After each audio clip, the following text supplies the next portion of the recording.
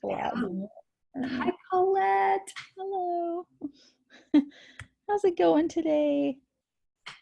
Started off feeling quite anxious as I dove into personal finances and looking at our family budget moving forward. And it's interesting, and then it made me think of how I felt when I was trying to cancel all these 9 flights of mine for April that I haven't looked at for a while. But when I do all that, I'm curious to why the anxiety bubbles up in me. I'm not sure, but I get like, it's like, gotta do it now, gotta do it now, gotta make it fast. What's the answer? What's the problem? Figure it out. My dog just was like, what's wrong with Jill? um, yeah, and then I can be really short with people around me when I'm in that place because it's like, I've got to focus. I've got to get it right. I got to figure this out. Mm-hmm. Ugh, don't like it. Mm. More to be revealed about that, I guess. It's probably like about, all the same normal things, control, security. I suppose, yeah, the control, when things are just, I used to have like a lot of anxiety around money all the time. And so it'll be interesting for me to figure out what the link is because I hardly have anxiety around money, hardly ever. But but right now, I think because of the uncertainty of right now, it feels there's more fear wrapped around it, which is interesting because Blake's really not afraid. Like he normally is the one who gets uptight about things, and yet he's like, "It's going to be fine. We're going to be good." I'm like, "Okay, okay, say so." Thanks for reminding me. Yeah, right. Yeah.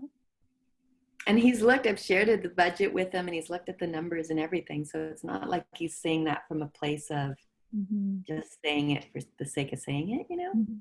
No, he genuinely feels okay. Yeah. Yeah. It's interesting though, because normally, like, I think it's a good opportunity. This is one of those times where it's like, oh, here is the opportunity, because normally you're like, weirdly enough, your budgeting is like much, like, it is laid out and fine-tuned and figured and facted more than a lot of people. You have like spreadsheets. I do. So for as long as I've known you, you have spreadsheets and the different categories of your life and all the ins and outs, and you're on top of it. And so when you're doing that, like, your finances, your relationship to money is status quo, right? There's nothing that has to waver, or you don't have to rub up against anything in that. You keep it like packaged, compartmentalized in its appropriate places. Totally. Bob's your uncle.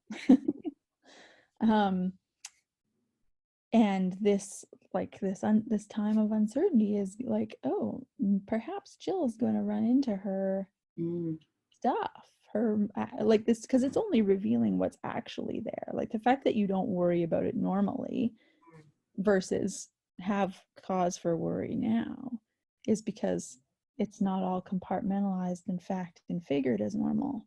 And so this goes for everybody, right? It's like, this is giving the little dishevel to bump elbows with what actually lives in you with money. And you always speak to that there's something, Sure. about your relationship to it that you would like to shift, and yet hard to put your finger on. Yeah. What comes up for me thinking about what is it? Like, what is the actual thing? There's, I feel like, and I don't know if it's related to money, but it definitely is related to control, is the anxiety is that I can't solve the problem. And it's not solve the problem, oh, make more money or find more money. That's not what I'm talking about. It's there's people that I put questions out to who are not responding. And I can't control that, right?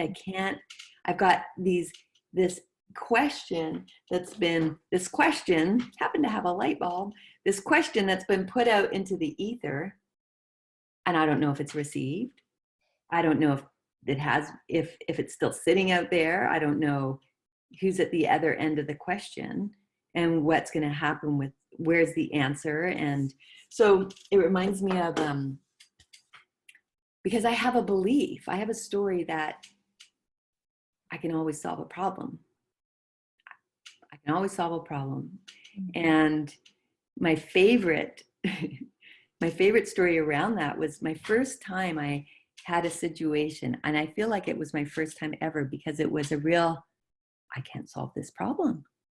Like, how's that even possible? Because I always solve problems. I always find a way around.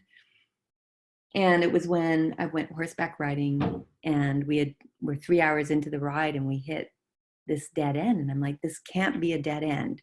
There's got to be a way around. And I must have tried for an hour to find a way around, and I couldn't find a way around. And like, it was like bluffs on one side and windfall on the other that horses can't get through because it's big windfalls and horses can't get through, that went on both directions forever.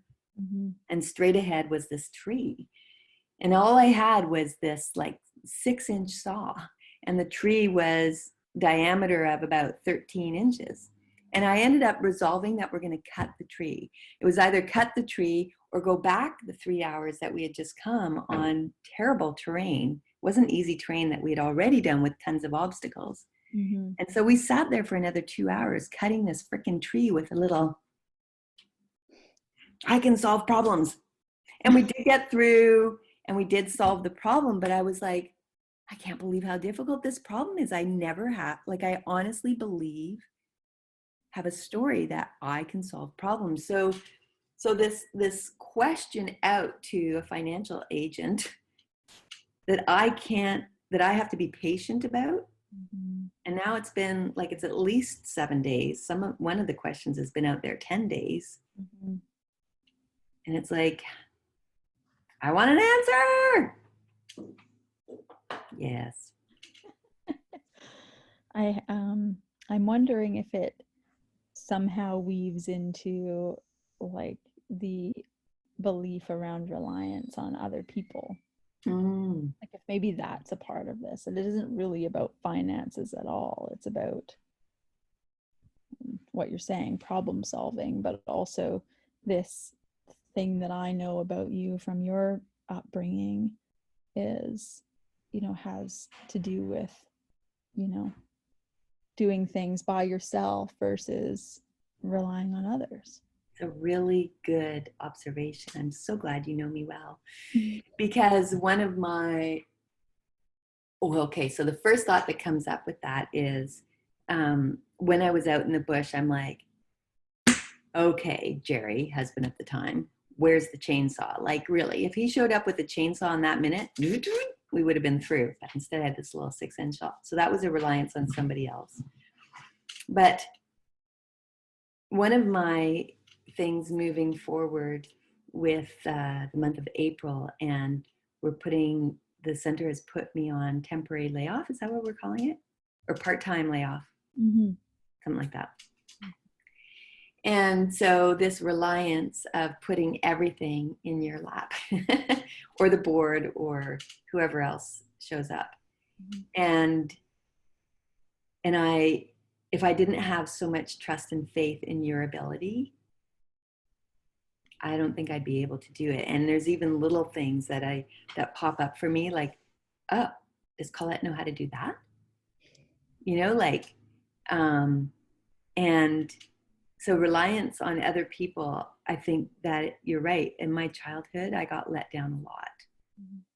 I couldn't rely on the adults in my life to show up in a way to answer my problems, which goes back to our conversation yesterday about the emotional detachment, and how I couldn't rely on the adults in my life to be there for my emotional needs. Mm-hmm. So I had to do my own self-regulating. Well, it was for every problem, really. Like I'm training horses and I'm 15 years old and my parents are sitting at the house watching and they know nothing about horses and we have 11 of them. And the responsibility of looking after them is on my sister and my shoulders, so 15 and 12. And I'm training this horse, which is really kind of a rank horse. It was a bit above my head, or maybe a lot above my head. Anyway, and I had it on a lunge line, and then it reared up. And it was right over top of me, like, mm-hmm.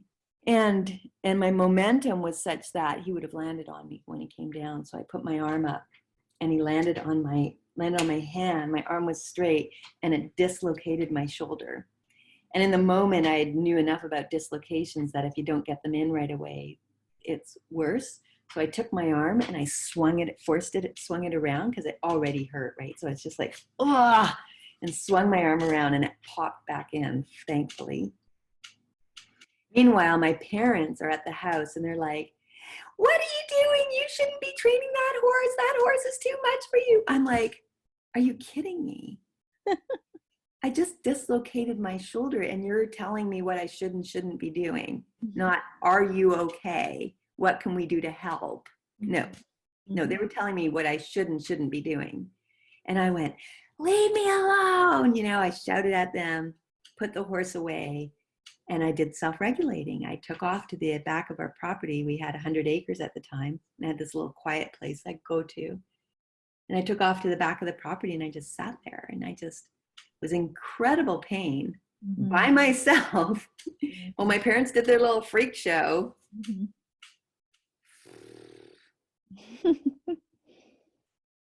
Like, right, wow. Makes sense. That's the kind of stuff that, I mean, we have in us from somewhere down the line in a story, in a life story like that. And that's the stuff that comes up that we don't always like connect the dot from A to B, like, oh, that's why I'm having a like impatience waiting for this. That's why I feel uneasy and worried about it. And because I'm trusting my future in the hands of somebody else. Yeah, somebody you don't know, that you haven't talked to yet, or whatever, right? Yeah, it's interesting. And I love your point about how the dots aren't that obvious, right? Like the connects. Mm-hmm. Mm-hmm. It lines up perfectly, and I feel like this is a good place to leave everybody thinking about this for themselves. But with my choice reading today was the 10th step in the 15 commitments, or the 10th commitment in the 15 commitments of conscious leadership. Just kind of going through those. I don't know, I chose that one to read about this morning. And it's the 10th one is the opposite of my story. And the by me is I commit to seeing that the opposite of my story is as true or truer than my original story. I recognize that I interpret the world around me and give my stories meaning.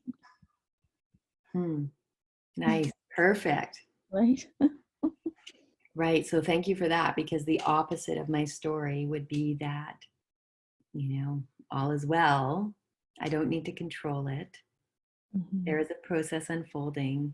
I've done my due diligence, and the people on the other side of the receiving end are fully capable. Exactly. Let's give meaning to that story. Hey. And we can all play with that today. Absolutely possible. Thank you. Thank you. You rock.